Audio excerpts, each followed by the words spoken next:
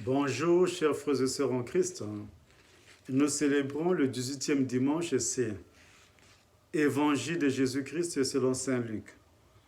En ces temps-là, du milieu de la foule, quelqu'un demanda à Jésus, Maître, dis à mon frère de partager avec moi notre héritage. Jésus lui répondit, Homme, qui donc m'a établi pour être votre juge ou l'arbitre de vos partages?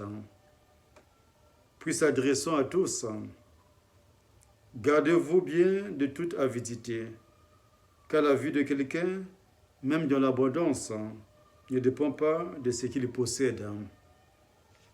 Il leur dit cette parabole. Il y avait un homme riche dont le domaine avait bien rapporté. Il se demandait, que vais-je faire, car je n'ai pas de place pour mettre ma récolte. Puis il se dit, voici ce que je vais faire. Je vais démolir mes greniers, j'en construirai de plus grands, et j'y mettrai tout mon blé et tous mes biens. Alors, je me dirai à moi-même, te voilà donc avec de nombreux biens à ta disposition pour de nombreuses années. Repose-toi, mange, bois, jouis de l'existence. Mais Dieu lui dit, tu es fou. Cette nuit même, on va te redemander ta vie. Et ce que tu auras accumulé, qui l'aura? Voilà ce qui arrive à celui qui amasse pour lui-même, au lieu d'être riche en vue de Dieu. Acclamons la parole de Dieu.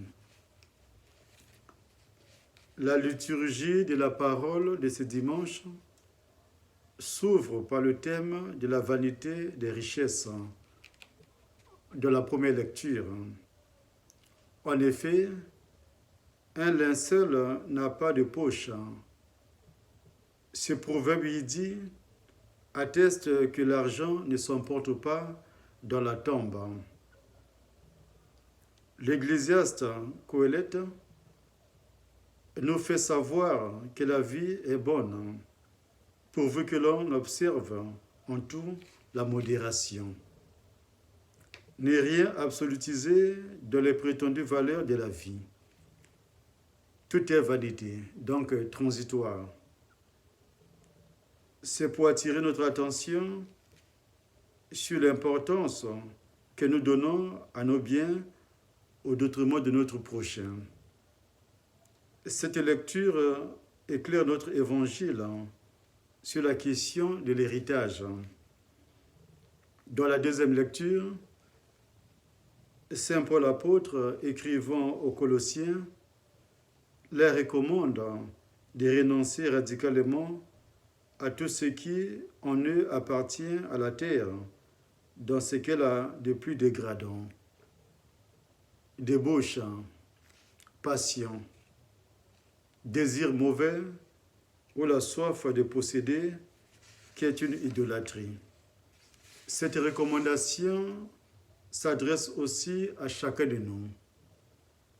Ne nous laissons surprendre par le malin. Le fait que l'Évangile parle d'héritage n'est pas anodin. Combien de familles se déchirent entre elles à propos de querelles d'héritage, alors que l'héritage devait être une occasion de partage et de renforcement des liens de sang. C'est dans ce sens que le pape François transpose cette notion d'héritage au bien de notre planète Terre. À cause de notre refus de partage et de mesure, il s'épuise vite pour tous et cela suscite bien des conflits qui risquent de se multiplier si chacun ne cherche que son propre enrichissement. En cela, le Seigneur nous renvoie à la prise de conscience de notre propre responsabilité. Qui donc m'a établi pour être votre juge ou l'arbitre de vos partages, nous dit le Seigneur. Le Christ est venu nous restaurer notre cœur. Là où est ton cœur, là aussi sera ton trésor, a dit le Seigneur. Ce trésor est posé en quelque sorte sur deux piliers. La prière quotidienne et l'amour fraternel entre nous.